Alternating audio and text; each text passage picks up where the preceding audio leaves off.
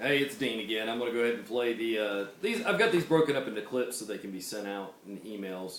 It has to do with size. So this is a conversation with Detective Martin after I came down to Greenville, turned myself in. The Judge Hudson, said I had to report in every week, so I got a chance to talk with him. I'd like to point out that I've been fairly polite throughout all this. I haven't, I don't think I've been rude. I've just been trying to get him to do his job, and it's amazing what he did do. But I did the math on it. We did, I'd say, I can't believe they can't remember, or they can't recall the number of man hours that were there. I mean, that house was a lot. It was quite a few board feet, and taking boards off between slats that are rotting underneath the windowsills. That's not like putting lap siding up. I mean, that's a time-consuming process of pulling nails out and putting stuff back and recaulking, and I mean, they spent some time over there. And the scope, I'll have an exact number from Exactimate. I'll probably be there tomorrow. I won't measure their house, but I'm gonna have a satellite done on the house. I think that roof was about $2,800, maybe. So 3,000. So it's not a very big roof, and so the siding was substantial in that amount.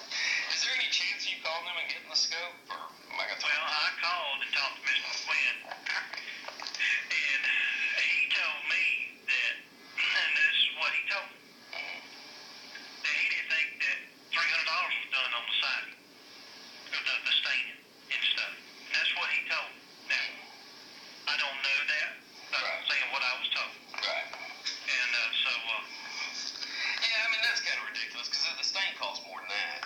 You know what I mean? Like, I do know that. The stain, just buying the stain costs more than that. The wood would cost more than that. So either one of those two items were done. So at least he's changed the tune from absolutely nothing to $300. So now we're going to negotiate. Now, Yeah. You know what I'm saying? Like, it's, but I think his scope would put it at probably, that's what I'm curious about, what the scope was, because I gave that to Mr. Gonzalez. You know what I mean? When I sold the contract, I handed him the scope. I didn't even think of keeping it. Do you know what I mean? Like, why would I keep the scope? right. But the All right, here's clip 4. Audio is a little different because I had it recorded at a different level or whatever, but it's still the same conversation. It just picks up.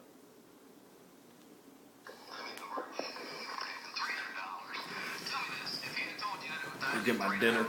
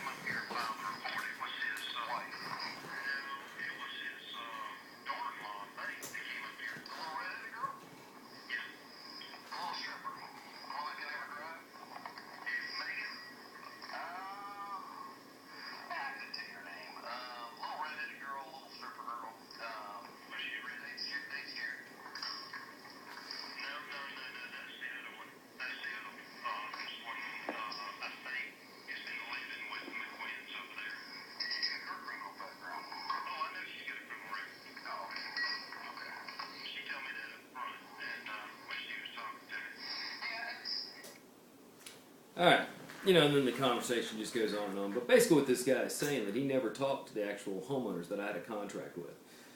Tina and Robbie McGinn in Travelers Rest, South Carolina. But he did talk to the stripper. This girl she pled guilty on a bomb hoax. She's got multiple meth and crack cocaine, slash crack or whatever it is. Multiple convictions for possession. She's fled from the law. She's, I don't know. There's just numerous felony convictions. This girl, Megan, that is living with her parents because she's in probation, okay? She doesn't have her children weren't in custody. She's been in prison from March until October of last year. This contract was written on, I deposited the check sometime in May 29th, something like that. We started on the work on it on June 1st, and I've got check stubs where they went there for a whole week. All right, it's a custom colored stain, but this moron this idiot, this criminal, Detective Martin, J.T. Martin in Greenville County, he's a criminal. He's an evil, evil man. Was real confident to the judge. He made definitive statements. The defendant never did any of the work. Now he's kind of backtracking. He realized he messed up. He also said that this Megan, the meth-making mama, came in and told him all about this crime and all these awful things, and like it was her house. I don't believe this girl's ever had a job, okay? I really don't. I mean, based on the research that I've done, doesn't look like she's even paid her court fees, all right? And how is she making a living now? Is she continuing to manufacture meth? Are these people on meth? Any third-party program that estimates siding that's available to professionals, and I'm still a licensed contractor in South Carolina. These people, there was a bond good through October, I believe, September or October of last year, that if there was a problem, they could have gone and gotten it.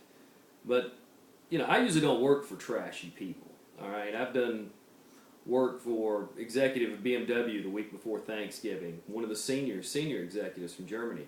Fluor Daniel executives, numerous executives. 5-star rated across the board on internet reviews and things like that. A+ rating with the BBB. Only licensed contractor that's certified metal. We videotaped most of our roofs.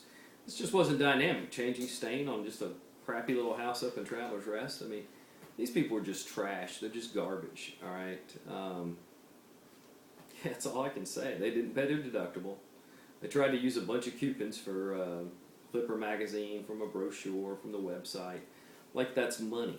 No, that's not how it works. See, if I send in the invoice and I give them $1,000 and I'm not going to put it on the invoice, the insurance company is going to send back a check for the second half of the project minus another $1,000, and that cost me $2,000 on a job that's just, you know, it's a loser. I didn't even sell the job originally. It was this a-hole Jared. And these guys don't even have like real bank accounts. They have to put their thumbprints on the thing. That's the kind of... I'm not trying to pick on poor people, but I am picking on people that pick on me. Just trashy. But Martin violated numerous laws. 17, 13, 50 in South Carolina states that he can't give it an inaccurate reason for the arrest. I was picked up on an extradition warrant, held for 7 days in Gaston County, almost 8. They wouldn't let me out. You know, they could have held me for 21 days. You know, then you have to pay for a bondsman up here, and then you go down there. And speaking of bondsman, my bond was exactly the same as Megan, the meth-making mama's, for her meth manufacturing program. $10,000. My bond's $10,000. South Carolina, I have a $5,000 bond for going down there. She had a $5,000 bond for violating some law about stealing metal or selling stolen metal. You know what? I don't have a criminal conviction. I don't have one. Excuse me. I do have a fishing without a license in North Carolina without a little trout sticker on it. I can buy handguns. Well, I can't now, but this guy's just a joke. I believe the reason he is after me is in 1988 or 89, I had a little pool hall in Greenville called D's Pool Hall. It was just D's. It was named after me. I took some of my college money and we bought this building, and we had about $300,000 in it in the 80s. And we had, you know, 6, 8, 10 pool tables, whatever it was. We had bands in there. Like, I guess the biggest name I had in there was Jody Bon Jovi from, you know, the 80s or whatever. The Oath, which is a local Greenville band, played a lot. We just had different entertainment, and the beer license was in my mom's name. And but our primary business was poker machines. But I remember directly, and even at our liquor license, one of those cops, a redheaded guy, I can't remember his name, but he was just a complete ass, just an ass. Showed up at our liquor license, talked about me shooting people, and that I was a cocaine dealer and all this stuff. Man, you make more money on poker machines than you do in the cocaine business. Unless you're like super kingpin running the boats or something, I wouldn't think that you do.